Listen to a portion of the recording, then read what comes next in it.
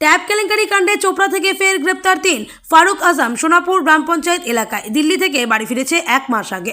গুলজার আলী বাড়ি ধন্দেগঞ্জ দাসপাড়া গ্রাম পঞ্চায়েত, বাড়িতে কৃষি কাজ করত। এরা দুজনেই অ্যাকাউন্ট হোল্ডারদের প্রত্যেকের অ্যাকাউন্টে 10,000 করে টাকা ঢুকেছে। হুগলি জেলা পুলিশ দুজনকে ধরেছে। অন্যদিকে জাহাঙ্গীর আলম ঘিরনিগাঁও গ্রাম পঞ্চায়েতের বাসিন্দা, রানাঘাট পুলিশ গ্রেপ্তার করেছে।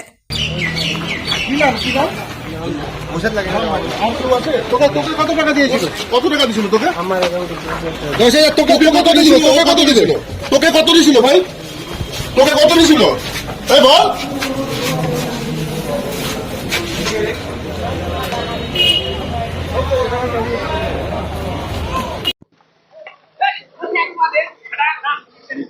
না এটা না, আর এটাই হবে স্যার। এটা চোপড়া না?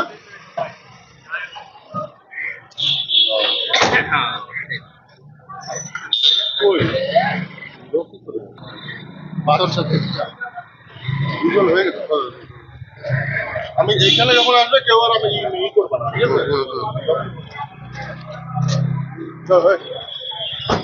ভাই তোদের অ্যাকাউন্টে কে টাকা ঢুকিয়েছিল রে? সেটা কে অ্যাকাউন্ট নাম্বারটা কে নিছিল?